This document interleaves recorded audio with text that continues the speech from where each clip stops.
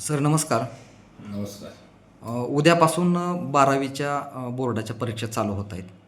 तर आपल्या श्री शिवाजी शिक्षण प्रसारक मंडळाच्या अंतर्गत काही सेंटर्स आहेत आणि गेल्या अनेक वर्षांपासून आपण कॉपीमुक्त परीक्षा हा उपक्रम राबवत आहात. तर या वर्षीच्या परीक्षेची तयारी आपण कशा पद्धतीने केलेली आहे? नमस्कार. सर्वात प्रथम मी 12वीला जे आत्ता मुलं परीक्षेला बसणार आहेत, बोर्डाच्या परीक्षेला, त्यांना खूप साऱ्या हार्दिक शुभेच्छा देतो. श्री शिवाजी शिक्षण प्रसारक मंडळाच्या वतीनं अनेक वर्ष झालं आम्ही परीक्षा कंडक्ट करतो.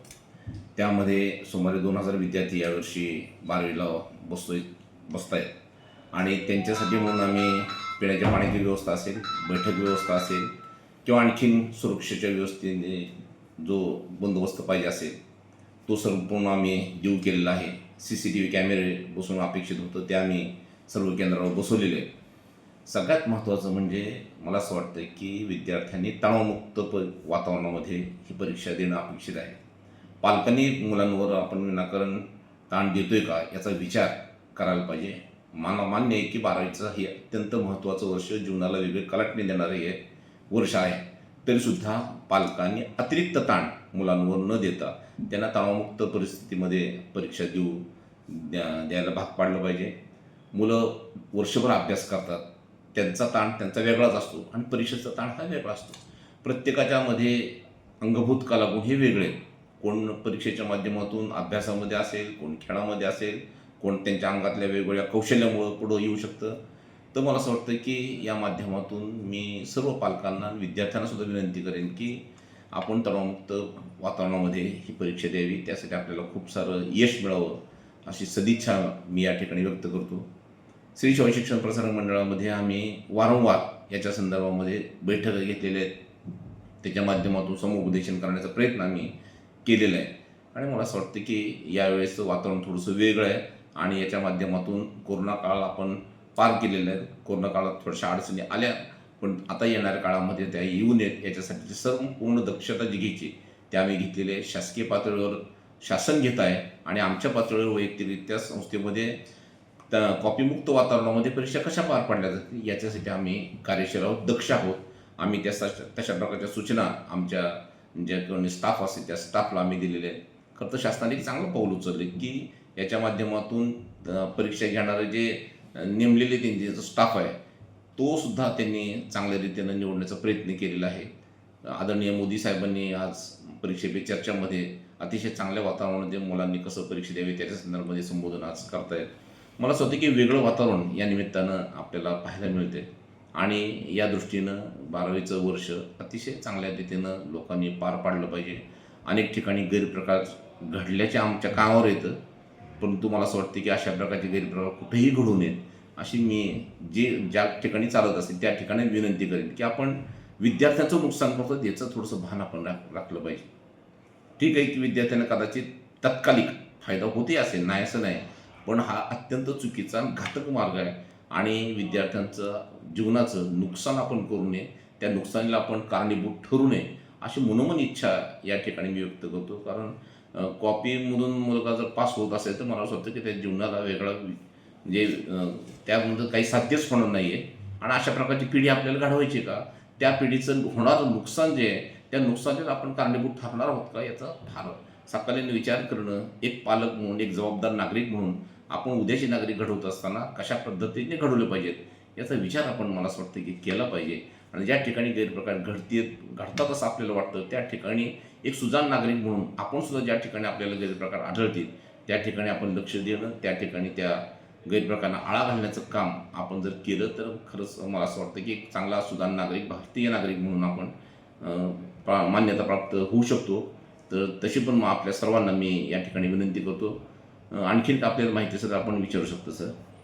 आपण गेल्या अनेक वर्षांपासून कॉपीमुक्त परीक्षा हा उपक्रम राबवत आहात. शासनानं देखील यावर्षी तशी घोषणा केलेली आहे आणि तशा उपाययोजना देखील केलेल्या आहेत. तर त्यासाठी आपण काही विशेष पथकं वगैरे अशी काही नेमलेली आहेत का? विशेष पथकं आमच्या संस्थांतर्गत आमची नेहमीच TTS नावाची परीक्षा आमची असते, इकरमे टॅलेंट सर्च नावाची परीक्षा असते. त्याच्या माध्यमातून आम्ही वेगवेगळ्या सेंटर्सना आमच्या संस्थेमध्ये ज्या सेंटर्स असतील त्या संस्थेला, त्या शाखेला आम्ही भेट देत असतो, व्हिजिट देत असतो. वास्तविक पाहता आतमध्ये आम्ही जाऊ शकत नाही कारण त्या वातावरणामध्ये जाणं आम्हाला पण नियमाने पण आम्हाला शक्य नाही ते. पण वरनं बाहेरनं आम्ही जे काही मदत करता येणं शक्य आहे. जिथं ठिकाणी काय वाटतं की आम्हाला काय काय दोष घडू शकतात तर त्या ठिकाणी घडू नये याच्यासाठी आम्ही दक्ष असतो. आणि एक वेगळी कमिटी अशी संपूर्ण नाही आहे, परंतु संपूर्ण संस्थेवर आम्ही सर्व पदाधिकारी म्हणून नेहमी कार्यरत आम्ही असतो की प्रत्येक सेंटरला जी सुविधा पुरवली पाहिजे ती सुविधामध्ये आम्ही कुठेही कमी पडता कामा नये याच्यासाठी मात्र कटाक्ष आमचा असतो. परवाच आमच्या 2 दिवसापूर्वी आदरणीय सचिव साहेबांनी मीटिंग सर्वांना ते सूचित केलेलं आहे. ज्या ठिकाणी जी कमी आहे ती ताबडतोब आम्ही पुरवण्यासाठी त्यांना सांगितलेलं आहे की होतं एक कालाच्या ओघामध्ये कदाचित एखाद दुसरा कॅमेरा नसणं किंवा काय ते पाण्याचं काहीतरी असणं असा प्रकार घडू शकतात. तर त्याच्या संदर्भामध्ये आमच्या सर्वांना अलर्ट करून त्या संदर्भामध्ये सर्व सुविधा आता पुरवल्या. तर आम्ही सर्व सेंटर आमचे जे आहेत ते आता त्या परीक्षेस घेण्यासाठी सज्ज आहेत. आमचा संपूर्ण स्टाफ सज्ज आहे आणि मला असं वाटतं की अत्यंत कॉपीमुक्त वातावरणामध्ये तणावमुक्त वातावरणामध्ये ह्या परीक्षा पार पडतील असा विश्वास मला या ठिकाणी व्यक्त करावासा वाटतो. या सर्व प्रक्रिया पार पडत असताना एक सर्वात महत्त्वाचा विषय आहे की 12वीची परीक्षा म्हणल्यानंतर बरेचसे विद्यार्थी काही थोडंसं मानसिक तणावामध्ये असतात आणि एखादा विषय अवघड गेला, पेपर अवघड गेला तर मनामध्ये न्यूनगंड तयार होतो आणि नकारात्मक मनामध्ये विचार येऊन काही चुकीची पावलं उचलली जातात. तर त्या विद्यार्थ्यांसाठी आपण काय संदेश द्याल सर? त्या विद्यार्थ्यांना मी आवडून सांगतो की आपण सचिन तेंडुलकर असतील, जे मोठमोठे कलाकार घडलेले आहेत, तर त्यांच्या जीवनामध्ये सुरुवातीला काय परिस्थिती होती, नंतरची परिस्थिती काय, त्यांची आत्मचरित्र आपण वाचली पाहिजेत की त्यांना अपयशाला सुरुवातीला तोंड द्यावं लागलं. अमिताभ बच्चनसारख्या अभिनेत्याला जिथं डावललं गेलं त्या ठिकाणी आज सुपरस्टार म्हणून ते उदयास आले. मला असं वाटतं की अत्यंत अशा चांगल्या लोकांचे जे मान्यता प्राप्त झाले लोक त्यांचे आत्मचरित्र आपण वाचले पाहिजे. अब्दुल कलाम साहेबांचं, स्वामी विवेकानंदांचं ह्यांचे आत्मचरित्र आपण जोपर्यंत वाचत नाही, जोपर्यंत मनुष्य कसा घडतो हे जोपर्यंत आपल्याला कळत नाही तोपर्यंत याच्यामध्ये मला असं वाटतं की वेगळं काहीतरी करावं लागणार आहे आपल्याला. एक पालक म्हणून, एक सुजाण नागरिक म्हणून आपल्याला त्या दृष्टीनं पावलं उचलावी लागतील. याच्यासाठी संस्थेने एक वेगळं पाऊल उचललं होतं की आपण वेगवेगळ्या संस्थेमधल्या मुख्याध्यापकांना आपण एकत्र केलं, शिक्षकांनी एकत्र केलं, पत्रकारांना आपण एकत्र केलं आणि समुपदेशन करण्यासाठी आपल्याला काय पाऊल उचलता येईल याच्यासाठी सुद्धा संस्थेने एक पाऊल उचललं आहे. मला असं वाटतं की येणाऱ्या काळामध्ये आम्ही आणखीन त्याच्यामध्ये भर घालू इच्छितो की मुलांची मानसिकता नेमकी काय आहे हे जाणून घेणं. एक आमच्याकडं जगदंबा हॉस्पिटल नावाचं एक चांगलं एक सेंटर आम्ही चालवतो आणि त्यामध्ये मानसोपचार तज्ज्ञसुद्धा आमच्या त्या ठिकाणी कार्यरत आहे.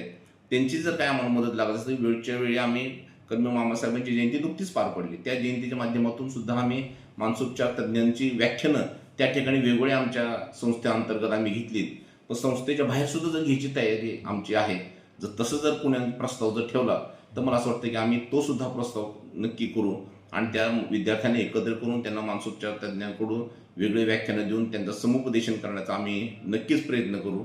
पण मला असं वाटतं की तणाव वातावरणामध्ये जर विद्यार्थी जात असेल, त्याचा वेगळा स्ट्रेस येत असेल तर मला असं वाटतं की खेळाची मैदान आजकाल कमी होत आहेत. मुलं खेळताना थोडं कमी दिसत आहेत. मुलगा खेळला की ऑटोमॅटिकली ताण त्याचा कमी होतो असं मला वाटतं आणि त्याच्या माध्यमातून खेळाच्या मैदानाकडं पालकांनी आता मुलांना काही काळ एक अर्धा तास असेल, पाऊण तास असेल, 1 तास असेल तो खास आपण आवर्जून त्या मुलांकडं आपण त्या दृष्टीने प्रयत्न करणं मला असं वाटतं की गरजेचं आहे आणि पालकांनी त्याकडं लक्ष द्यावं. खरं तर या मुलांना वेगळं वळण लागायचं कारण त्यांची कदाचित संगती असू शकते, कदाचित मोबाईलमध्ये, कदाचित टी व्हीमध्ये, वेगवेगळ्या माध्यमातून त्यांना प्रलोभनं वेगळी दिली जातात. वेगळ्या खोट्या ज्याला भ्रामक ज्याला म्हणतो की भ्रामक कल्पना त्यांच्या मुलांच्या मनामध्ये आता काय काय पेटल्या की इतरांचं दुसऱ्याचं बघून मी करतो, माझं बघून आणखीन कोण करेल, हा जे भावना आहेत ते मला असं वाटतं की त्या दूर करण्याचा आपण साकल्याने विचार केला पाहिजे आणि आपण सर्वजण मिळून त्याच्यासाठी लढा देऊयात.